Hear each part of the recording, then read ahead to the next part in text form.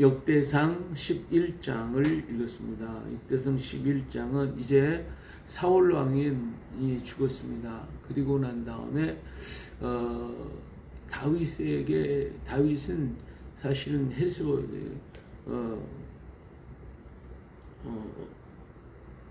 다윗은 유다 지파의 왕으로 7년 동안을 지내게 됐죠. 그래서 헤브론 땅에서 살게 되는데 사울 왕은 온 이스라엘을 다스렸고 다윗은 유다 지파의 일부만 데리고 헤브론에서 왕으로 7년간을 거하게 됩니다. 그런데 사울 왕이 죽자 이스라엘 사람들이 모두가 와가지고 다윗에게 와서 당신은 우리의 왕이 되어달라고 요청을 하게 됐죠. 그래서 이스라엘 사람들이 다윗에게 기름을 부어서 이스라엘 왕이 되게 되므로 이제 통합왕이 됐습니다. 유다 지파 한 지파만 있었던 게 아니라 전체가 이제 이스라엘의 나라가 되어서 다윗이 왕이 되어지게 되는 것이죠. 그래서 사울도 이스라엘 그 2대 왕이 이제 다윗에 되겠죠. 왕이 돼서 이스라엘을 다스리게 되어집니다. 자, 여기에서 이제 다윗이 이스라엘의 왕이 되고 난 다음에 다윗을 통해서 다윗이 이스라엘의 왕이 되기까지 그 밑에서 수고했던 수없이 많은 장수들이 있었습니다.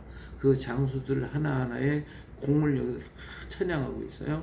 다 찬양을 하고 있는데 이 중에 제일 어른이 누구냐면 요압이죠. 요압이 가서 그 예루살렘에 을 공격할 때 제일 먼저 가는 사람이 요압이었습니다. 그래서 요압이 다윗이 말하기를 저 여부스 땅을 갖다가 공격을 한 사람을 군대 장을 삼겠다 했더니 요압이 가서 여부스 사람을 물리치고 그 땅에 이제 다윗이 거주하게 됐기 때문에 그 예루살렘이 다윗성이 됐죠. 다윗성이 되었고 그리고 나중에 그 땅을 이름이 예루살렘으로 바꿔져서 공의 이스라엘의 수도가 될 수 있게 만든 사람이 바로 요압입니다.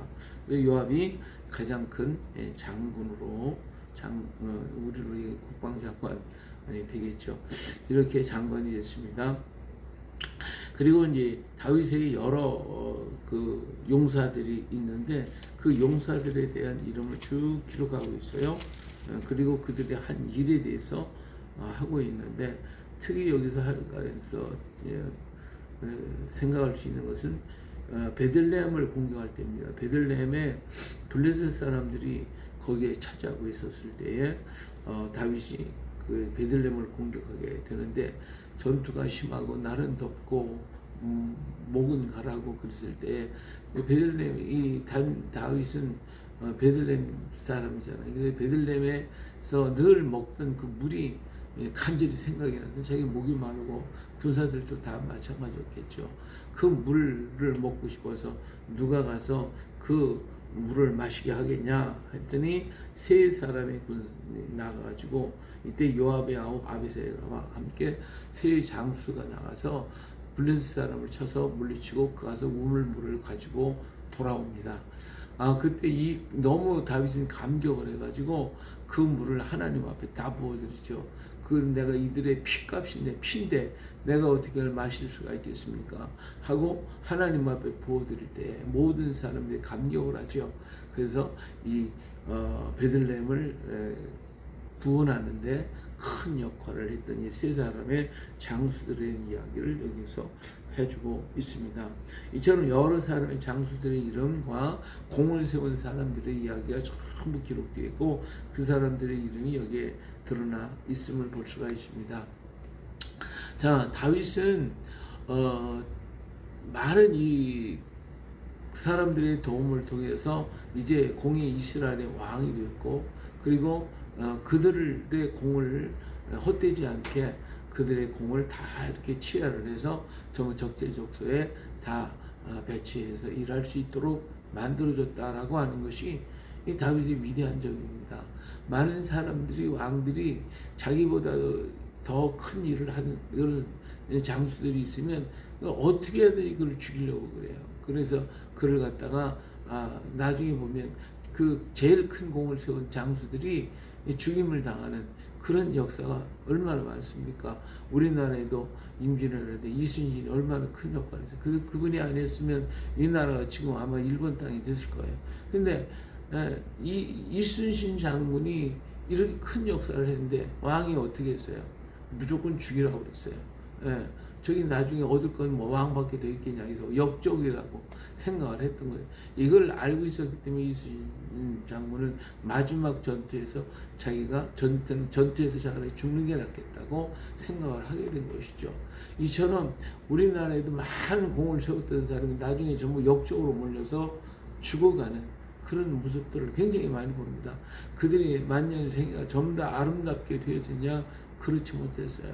세종대왕 때 장영실 같은 사람 얼마나 크게 보였어요. 근데 후대에 나중에 장영실을 갖다가 아주 시기했던 사람들이 그걸 갖다 죽이게 만들잖아요. 이처럼 위대한 일꾼들, 공이 많았던 사람들을 갖다가 나중에 시기를 해서 질투해서 죽여버리는 이러한 악한 일들을 많이 했는데, 다윗은 그들을 끝까지 보호하고 같이 보듬고 함께 걸어갔다고 하는 이것이 놀라운 역사가 아닐 수가 없습니다. 이처럼 하나님의 넓고 큰 사랑을 가지고 모든 것을 다스릴 때에 하나님이 그 땅을 지켜주시는 거고, 감히 다윗을 공격할 수 없도록 하나님이 그를 붙들어 주시고 지켜주시고 인도해 주시는 것입니다. 내 지식과 내 힘과 내 능력 갖고는 할 수가 없습니다.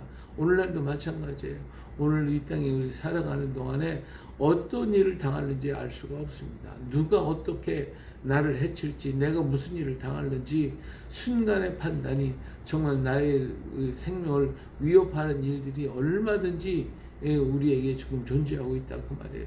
근데 이러한 때에 하나님이 지켜주시지 아니하시면 안 되는 거예요.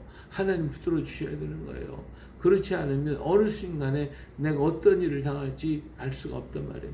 그러기 날마다 만나는 사람이 복이 있어야 되고, 날마다 우리가 행하는 일들이 복되어야 돼요. 그 속에 하나님이 지켜주시고 하나님이 붙들어 주시고 하나님이 축복해 주셔야 나의 삶이 복되고 모든 사람 속에 내가 안전한 것이거든요.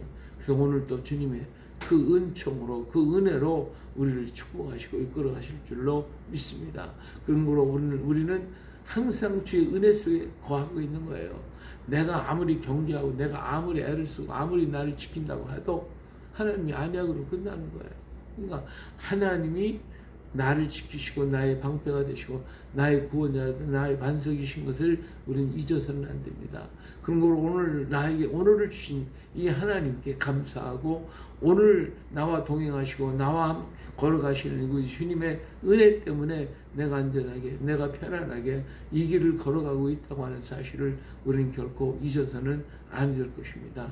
오늘도 주님과 동행하며 오늘도 예수님과 우리 성령님과 함께하면서 정말 하나님을 찬양하고 주께 영광을 드리며, 은혜입니다. 하나님의 은혜입니다. 주님의 은혜입니다. 예수 그리스도의 은혜, 성령의 인도하심입니다. 우린 주를 찬양하면서 오늘 하루를 정말 복되게 걸어가고 내게 속한 사람들을 사랑하고 그 사람들과 더불어 걸어가는 우리가 될 때에 우리는 정말 멋진 오늘을 만들어갈 수가 있게 될 것입니다. 이 은혜가 우리에게 차고 넘쳐나서 오늘도 멋진 하루, 정말 하나님께 영광이고 우리에게 축복이 되는 복된 날 되시기를 예수님의 이름으로 축복합니다. 할렐루야.